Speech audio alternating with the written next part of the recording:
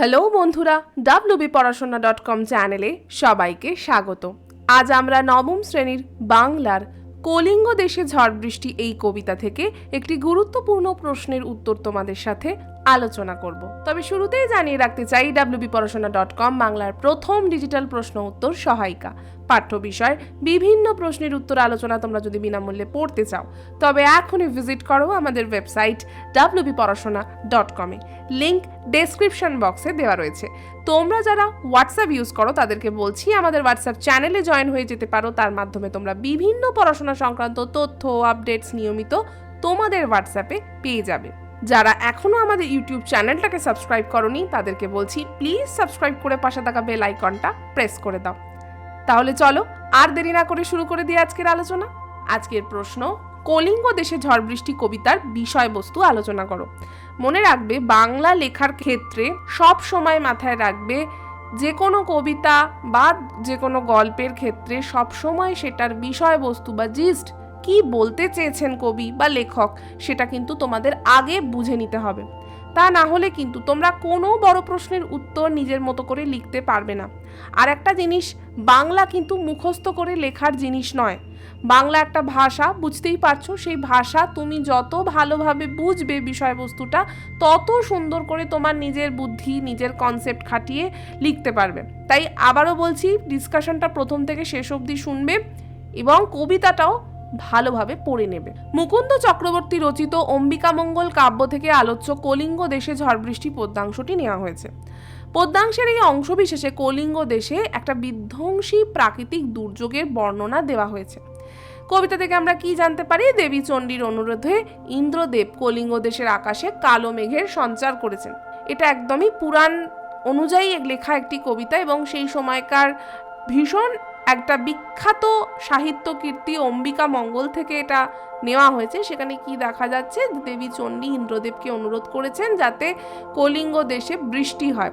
সেই গাঢ় কালো মেঘে আকাশ ভরে গিয়ে চারিদিকে পুরো অন্ধকার হয়ে গেছে এবং এই অন্ধকার যে এত গাঢ় যে কোনো ব্যক্তি তার নিজের অঙ্গ প্রত্যঙ্গই চিনতে পারছে না। মানে বুঝতে পারছো কতটা ডার্ক অবস্থা। মানে সমস্ত মেঘ সেখানে আর কি পুঞ্জীভূত হয়েছে।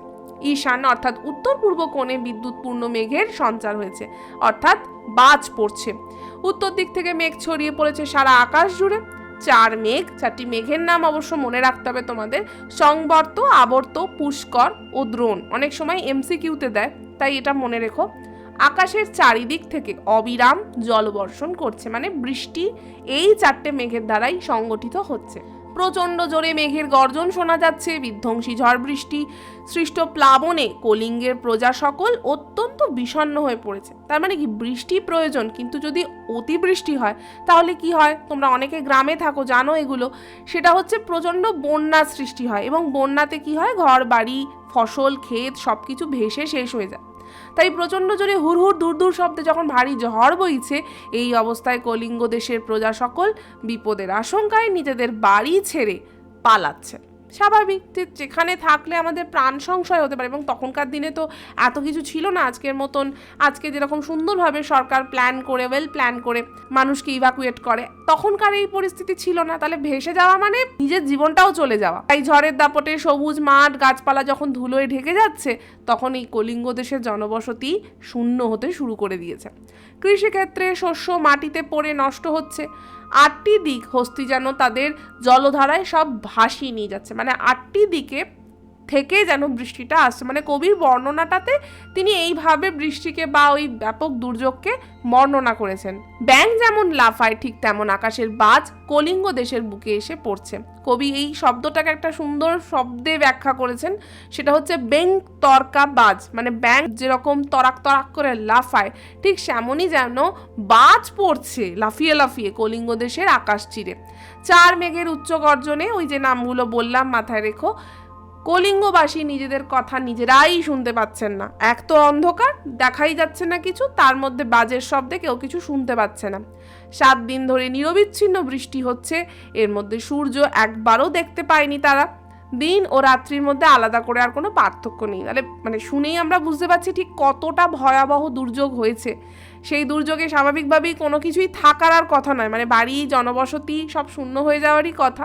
তো সেটাই হচ্ছে এখানেও, শুধু মেঘের ঝলকানি দেখা যাচ্ছে আর বাজ বন্ধ হওয়ার আশায় প্রজারা বাকসিদ্ধ ঋষি জৈমিনীর নাম স্মরণ করছেন।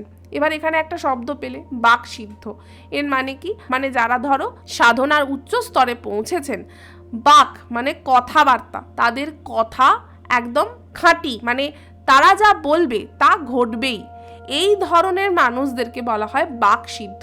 এবং এরকমই একজন ঋষির নাম এখানে মেনশন করা হয়েছে, যার নাম জৈমিনী। তিনি যদি একবার বলে দেন মেঘ তুমি থেমে যাও, বা বৃষ্টি তুমি থেমে যাও, বা বাজ তুমি আর পড়ো না, তাহলে হয়তো সত্যি সেগুলো বন্ধ হয়ে যাবে। এইরকম একটা অনুমান করে সকল প্রজারা তার কাছে ছুটেছেন। পরের আলোচনায় তো অবশ্যই যাব, তার আগে একটা অন্য বিষয় তোমাদের সাথে শেয়ার করতে চাই। তোমরা এখন ক্লাস 9, প্রথম থেকেই পড়াশোনা কিন্তু খুব মন দিয়ে করো। বুঝতে পারছি অনেক সাবজেক্ট এবং তার অনেক চাপ, তাই মোটা মোটা সহায়িকা দেখে বেশ ভয়ও করছে। তাই তোমাদের ভয়ের আর কোনো কারণ নেই। তোমাদের জন্য আমরা মানে wbporashona.com নিয়ে এসেছি to the point ebook series, এবং সম্পূর্ণ পাতলা পাতলা ইবুক। কি থাকছে? মাত্র 30 পাতার মধ্যে সম্পূর্ণ নোটস। এটা কিন্তু বই নয়, এটা ইবুক। তাই এটা তোমরা কিনলে এটা তোমরা হোয়াটসঅ্যাপের মাধ্যমে পাবে, যেমন আমরা পিডিএফ দেখি সেইভাবেই তোমরা পড়তে পারবে। প্রতিটা সাবজেক্ট মানে ধরো ভূগোল, ইতিহাস, জীবনবিজ্ঞান, ভৌত বিজ্ঞানের সমস্ত ইম্পর্টেন্ট পয়েন্টস আমরা এই বুকগুলোতে একত্রিত করেছি।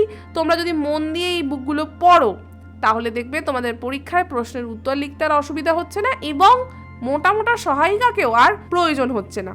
তাই এখনই কিনতে দেখো একটা স্ক্রিনে নাম্বার দেওয়া রয়েছে 9614581033। এই নাম্বারে আমাদের হোয়াটসঅ্যাপ করে লেখো আমি কিনতে চাই, যেই বুকটা কিনতে চাও তার নাম লিখো। যদি তোমরা সবকটা কিনতে চাও তাহলে একটা অফার আছে, তোমরা সেই অফারটাও পেয়ে যেতে পারো। তাই তোমাদেরকে বলছি তোমরা চাইলে সেক্ষেত্রে সবকটা ইবুকের নাম লিখে পাঠিও আমি কিনতে চাই সবকটি ইবুক বলে।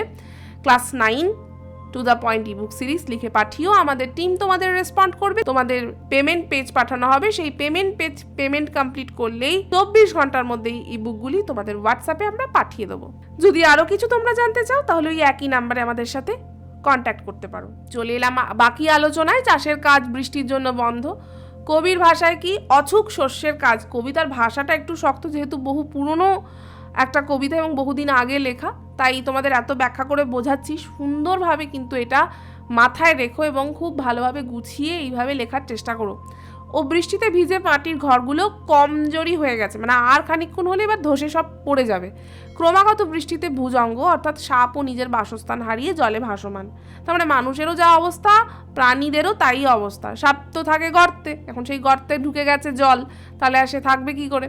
শিলাবৃষ্টির তাণ্ডব চলছে, ঘরের চাল ভেদ করে যেন ভাদ্র মাসের তাল পড়ছে। ভাদ্র মাসের তাল শহরে যারা থাকো তারা হয়তো দেখোনি বা শোনোনি, কিন্তু গ্রামে এটা খুব কমন ব্যাপার।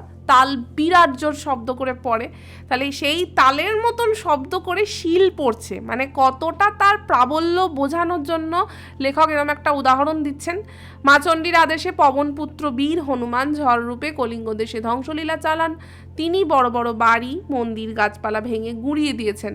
নদ নদীগুলো পর্বত প্রমাণ ঢেউ তুলে ভেঙে দিচ্ছে। বাড়ি দেখে মনে হচ্ছে যেন বাড়িঘর ঢেউয়ের মাথায় টলমল করে ভাসছে। আজকের আলোচনা এখানেই শেষ করছি। কেমন লাগলো আজকের আমাদের এই পর্ব তা আমাদের অবশ্যই কমেন্ট করে জানাবে। ভালো লাগলে লাইক আর শেয়ার করো।